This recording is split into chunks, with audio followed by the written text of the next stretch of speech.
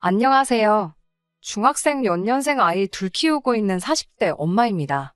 남편은 어릴 때 아버지가 돌아가셨고 형제도 따로 없이 자란 외아들입니다.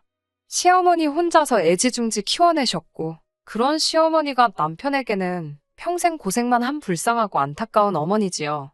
저한테는 그냥 시어머니 그 이상도 그 이하도 아닙니다. 처음에는 저도 남편 효심에 못지않게 잘 해드리고 싶은 마음이 컸어요. 그런데 시어머니는 항상 같은 태도셨어요. 물론 부모가 자기 자식 더 아끼는 마음 당연한 거라고 생각합니다. 그래도 너무 무조건적으로 남편의 편만 들어주시는 게 너무 티가 났어요. 둘이 좋아서 결혼해서 살겠다는 건데 시어머니께서 한 발짝 물러나서 보시면서 조금 도와주셔야 하는 거 아닌가요? 제가 요즘 사람들처럼 며느리 어려워하게 하고 눈치 보면서 사시게끔 한 것도 아니었는데 말이에요. 은근슬쩍도 아니고 너무 대놓고 아들 좋은 것만 하려고 하시니 제가 시어머니와 가까워질래야 가까워질 수가 없었습니다. 당시에는 남자가 집해오는 게 당연했는데도 불구하고 반반 결혼했는데 아들 기죽을까봐 신혼집은 남자 명의로 해야 한다는 둥.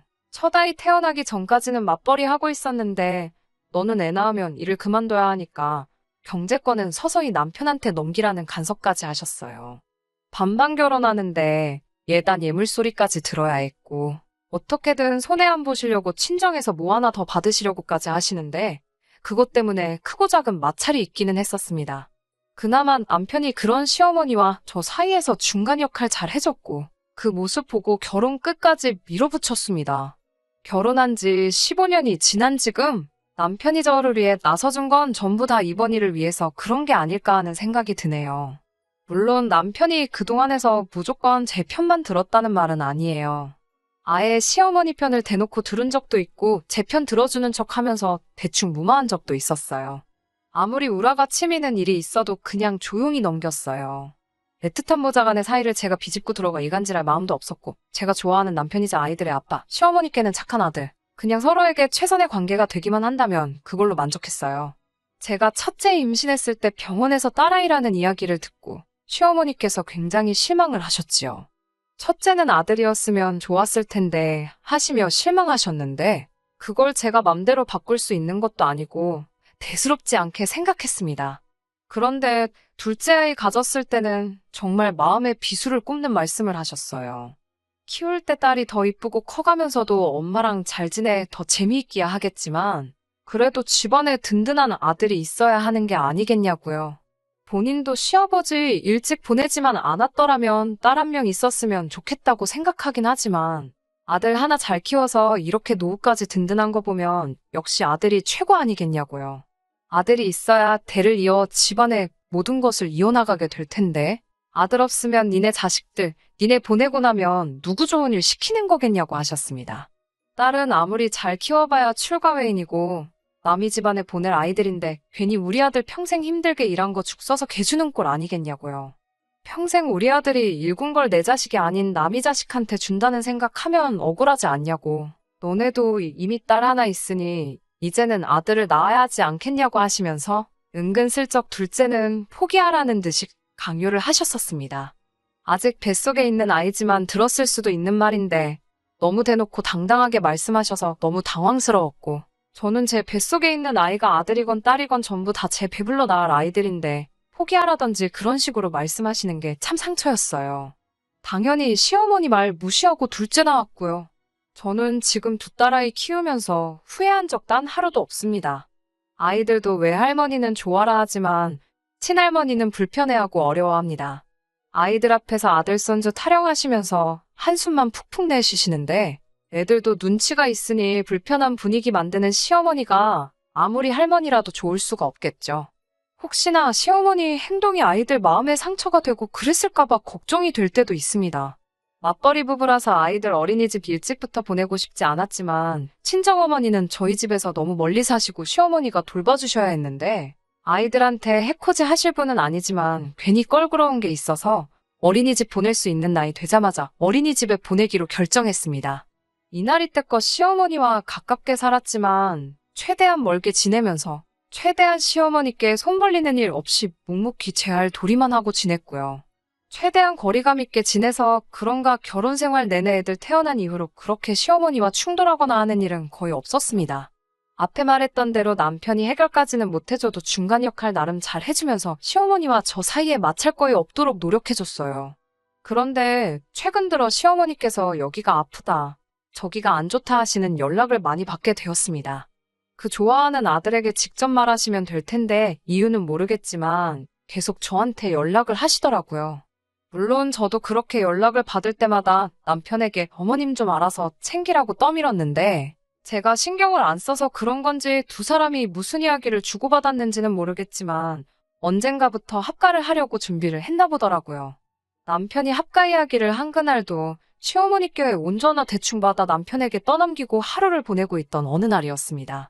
시어머니와 통화가 끝난 남편이 저에게 와서 대뜸 어머니가 혼자서 많이 힘드신 것 같으니 이제 우리 집으로 모셔서 같이 살자고 말을 꺼내더라고요. 시어머니가 매번 아프다고 전화한 사람은 저였지만 저는 최대한 아무것도 모르는 척 왜 갑자기 그러신데? 하고 물었어요. 남편은 기다릴 것도 없이 곧바로 요즘 어머니 몸도 안 좋으신 것 같고 자기도 신경 쓰이고 걱정이 되니 모시고 같이 살고 싶어서 그런다고 하더라고요. 자기 어머니가 앞으로 사시면 얼마나 더 사시겠냐고 말하면서요. 저도 이미 여기저기서 시어머니와 합가 문제로 가정이 파탄나는 경우를 몇 번이나 본 적이 있기 때문에 고개 끄덕이면서 남편에게 대답해줬어요. 자기 말이 100번 맞다고. 어머님이 앞으로 더 사셔봐야 얼마나 사시겠냐. 어머니가 아들 사랑 대단하신데 그동안 떨어져 사신 것도 참 힘드셨을 거라고. 얼마나 아들하고 같이 살고 싶어 하셨을 거라고요. 어머님께서 몸이 안 좋으시다는 말은 나에게 훨씬 먼저 했다. 그 이야기 계속 들어왔으니 나라고 어머님 걱정 안 되겠냐고 매번 신경 쓰고 있다고. 자기 말대로 합가해서 같이 사는 게 맞겠다고 이야기를 해줬습니다. 남편이 제 말을 듣고는 의외의 반응이라 여긴 건지 아니면 정말 이런 대답을 상상도 못한 건지 오잉 하는 표정으로 저를 쳐다보고 있더라고요. 그러다 합가해서 같이 사는 게 맞겠다는 저의 말을 듣고는 정말 진정으로 고맙다고 말하면서 제 양손을 싹 잡더라고요. 남사스러워서 남편 손을 뿌리쳐버리고는 제가 다 준비해 놓을 테니 잠시만 기다리라고 했습니다. 남편은 흡족한 표정으로 소파의 옆으로 기대 앉아 콧노래까지 흥얼거리며 텔레비전을 보고 있더라고요. 저는 방으로 들어가서 가방에 남편 옷가지며 이것저것 꺼내서 여행 가방에 담아놓았습니다. 몸통만한 여행 가방이 가득 찰 정도로 짐을 싣고 난 후에 거실 소파에 누워서 텔레비전 보고 있는 남편 앞에다가 가방을 대령했어요. 대충 필요한 건 전부 다 담은 것 같으니 일단 이 정도만 가지고 어머님 집으로 들어가면 되겠다고요. 혹시나 제가 깜빡한 게 있으면 전화로 말해주고 저도 출근해야 하니 시간 나는 주말에 날 잡아서 제가 못 챙긴 거는 한 번에 가져다 주겠다고 말했어요. 애들은 아직 학교 다니지만 우리 맞벌이 하면서도 알아서 학교도 가고 학원도 다니고 잘하고 있으니 아마 저 혼자서도 무리 없을 거라 말해줬고 아이들은 제가 책임질 테니 너는 얼른 가서 어머님을 모셔라라고 말해줬습니다. 우리 애들도 효자인 자기 닮아서 나중에 지들 엄마 아빠한테 잘하겠지? 라고 말하면서 여행 가방을 손에 꾹 쥐어줬어요. 남편은 이 상황이 이해가 안 된다는 듯이 저만 쳐다보고 있다가 가방 넘겨받고 한참이 지나서야 저에게 화를 엄청 내더라고요. 자기 말뜻을 모르겠냐고요. 시어머니를 모시고 싶다는 건 여기 우리 집에서 모시고 싶다는 거지 왜 내 집 두고 어머니 집에 내가 가겠냐고요. 그래서 남편에게 말해줬지요.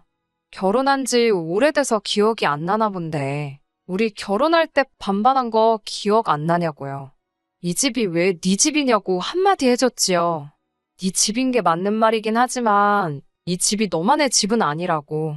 이 집은 내 집이기도 하고 동시에 우리 아이들의 집이기도 하지 않느냐고요. 어머님을 모시고 싶은 마음을 이해하기 때문에 나는 남편을 시어머니에게 아이들은 아빠를 할머니에게 보내주는 건데 어머님 살라고 내 집까지 비워줘야 하면 나랑 아이들은 어디 가서 사냐고 한마디 했지요. 남편은 계속 답답하다는 표정으로 무슨 말을 하고 있는 거냐고 이 집에서 다 같이 살면 되는 거 아니냐고 하길래 방에서 공부하고 있는 애들 다 불러 모았어요. 애들 모아놓고 너네 중에 여기서 할머니랑 같이 살고 싶은 사람 있어? 하고 물어보니 왜 할머니냐 친할머니냐 묻더라고요. 그래서 아빠는 친할머니랑 같이 살고 싶다는데? 라고 말해주니 아빠 눈치는 보기는 하는데 아무 대답도 안 하고 고개만 돌리고 가만히 있더라고요. 어머님이 예전부터 아이들 딸이라는 사실에 애들 앞에다 두고 니들은 왜 아들이 아니냐고 신세한탄하시고 애들한테 눈치며 핀잔이며 주셨던 과거가 있기 때문에 애들이 친할머니 하면 부담스러워하고 어려워했고 손주들보다 자기 아들인 내 아빠를 더 소중히 하시는 건 애들도 벌써 알고 있었고요. 친할머니 사랑 못 받은 아이들이니 외할머니면 같이 살 수 있겠는데 친할머니랑은 불편해서 같이 살고 싶지 않다고 말을 해주네요. 거기에 저까지 시어머니하고는 같이 지내고 싶지 않다고 말하고 이 집에서 시어머니와 같이 살고 싶어 하는 사람은 한 명밖에 없는 것 같다고. 우리도 이상가족 되는 거 원치 않지만 자기의 효심이 기특해서 어머님한테 보내주는 거라고. 너가 말하지 않았냐? 어머님 앞으로 사실 날 얼마나 남았다고. 그동안 둘이 오붓하게 지내면서 살아생전에 후회 남지 않게 잘 챙겨드리라고 했어요. 집이 서로 먼 편은 아니니까 우리도 시간 되면 가끔씩 보러 간다고요. 이발이 끝나기 무섭게 남편의 얼굴이 울그락불그락해지더니 소리를 고래고래 지르기 시작하더라고요. 가장에 위신이 땅에 곤두박질 쳤다며 마누라가 남편을 그렇게 무시하니 애들도 똑같이 지네 아빠를 무시하는 것 아니겠냐고. 저보고 가정교육이 아주 개판이라고 혀를 차더라고요. 그래서 뭐가 대체 그렇게 화가 나냐고 가정교육 이야기까지 하느냐고. 지금 이 집에서 자기 뜻 무시한 사람 아무도 없다고. 너가 엄마랑 살고 싶다고 했으니 나도 애들도 남편, 아빠가 당장 필요하지만 보내주는 거라고 하지 않았냐고요. 이거야말로 희생이지 거기서 왜 가정교육을 운운하는지 모르겠다고 말입니다. 남편은 제 말에 아무 말도 잊지 못하더니 제가 싸놓은 가방 들고 문을 박차고 나가더군요.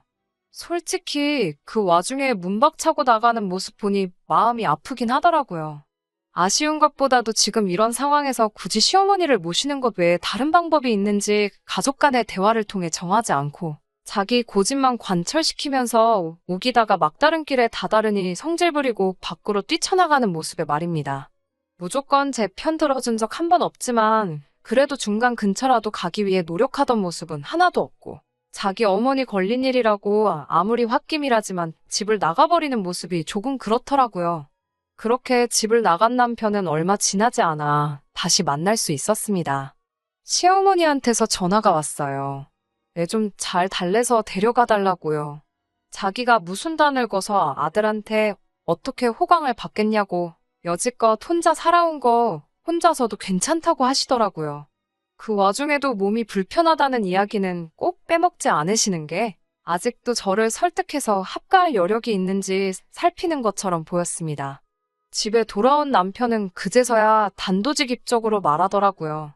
어머니를 자기가 어떻게 혼자 모시겠냐고요.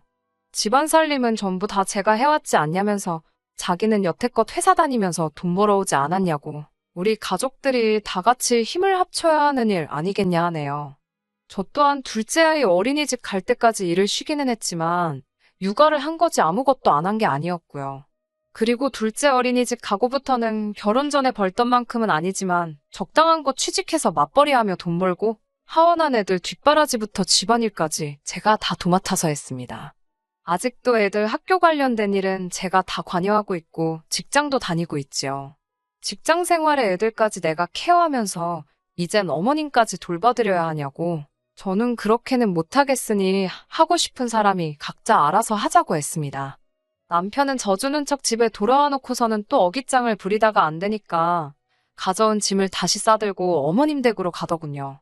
남편이 도착하자마자 어머님이 놀라서 다시 전화를 하셨어요. 얘가 왜 다시 여길 왔느냐고요. 어머님, 박서방이 어머님 걱정돼서 회사도 못 나가겠고 손에 아무것도 잡히지가 않는데요. 그렇게 나서서 효도하는 아들이 요즘 세상에 어디 있겠나요? 어머님도 정말 복 받으신 것 같아요. 꼭 그 집에서 어머님과 함께 살고 싶어 하는 것 같으니까 여러 사람 불편하게 데리고 가라는 말도 안 하셔도 될 것 같아요. 어머님께서 집으로 돌려보낸 지가 반나절도 안 지났는데 다시 그 집에 가 있는 거 보면 남편 효심은 아무도 못 말릴 것 같아요. 라고 말씀드리니 그제서야 어머님도 질색을 하면서 제발 합가하자는 말 2번 다시 안 할 테니 얘 좀 데려가라고 애원을 하시더군요. 요 며칠간 남편하고 지내면서 아주 생고생을 사서 했다고 질색을 하더라고요. 본인도 이제 다 늙어서 남들처럼 며느리가 해주는 밥 먹으며 지내는가 했는데 기대도 안 한 아들이 집에 쳐들어와서는 밥 해먹이고 출근시키고 하는데 아주 상전이 따로 없다고. 다 늙어서 이게 무슨 고생인지 몸이 10개라도 모자라겠다고요. 그 말을 들으니 또 아무 말도 안 할 수가 없더라고요. 어머님께 솔직한 마음을 말했어요. 어머님도 다 큰 아들내미 하나 간수하기 힘드신데 저는 어머님께서 단 일주일도 못 데리고 계신 아들과 중학생 된 두 딸들 뒷바라지 다 하면서 회사까지 나가 돈까지 벌어오고 있다고요. 그런데 거기에 지금 어머님 수발까지 들으라고 하시면 어머님 몸이 10개로도 모자란데 제 몸은 오죽하겠느냐고 한마디 했어요. 아들 타령하신다고 아이들이 불편하게 생각하는 것부터 그동안 사소하게 어머님과 우리 가족들 간의 간극에 대한 이야기도 다 말했습니다. 어머님 힘드시고 건강 안 좋은 거 이해하지만 몸 이곳저곳 불편한 건 저희 친정어머니도 마찬가지시라고. 그 와중에도 저희 어머니는 저 좀 편하게 해주신다고 필요한 건 없느냐고 물어오시는 와중에 애들 고등학생 되면 따로 방을 써야 되는데 그 방마저 뺏어가지고 합가를 계획하시는 게 맞냐고 따졌습니다. 몸이 불편하시면 병원을 다니시라고. 다행히 남편도 벌고 저도 같이 벌고 있으니 병원비 정도는 저희가 내드릴 수 있다고요. 저한테서 어떤 며느리의 모습을 바라신 건진 모르겠지만 이 이상을 바라시면 저는 더 버틸 수가 없으니 그만할 생각밖에 없다는 말을 드렸습니다. 시어머니는 제 말을 끝까지 듣더니 생각에 잠기셨는지 아무 말도 없으시더라고요. 대신 다음 날에 남편을 보내더군요. 남편이 시어머니께 대체 무슨 말을 들은 건지는 모르겠지만 돌아온 그날부터 여태까지 남편은 합가 이야기는커녕 어머님 이야기조차 꺼내지 않고 아무 일도 없었던 척 살고 있습니다. 제가 어머님한테 뭔 말을 들었길래 아무 말도 없냐 물어도 꿀먹은 벙어리 마냥 아무 대답 없고 못 들은 척 스르륵 넘어가고 있어요. 제 욕을 하신 건지 아니면 제 편을 들어주신 건지 전혀 알 길은 없었지만 애써 아무 일도 없었던 척 애쓰고 있는 걸 보니 조금 꼬숩기는 하네요. 얼마 전에 어머님이 부르셔서 다녀왔습니다. 지난 일에 대해서 사과하더라고요. 특히 아이들이 친할머니 불편하게 생각하고 있다는 부분에 대해서 안타까워하셨어요. 지금에 와서는 본인과 피도 한 방울 안 섞인 며느리에게 효도받기를 바랬던 본인의 이중성이 부끄럽다고 하시더라고요. 이제라도 손주들에게라도 좋은 할머니가 되고 싶다고 하십니다. 물론 그러는 과정에서 사춘기인 아이들도 불편할 테고 시간을 보내려 하는 만큼 저희 집에 찾아오시게 될 테니 그걸 제가 어떻게 받아들일지 몰라서 고민하다가 물어보시는 거라고요.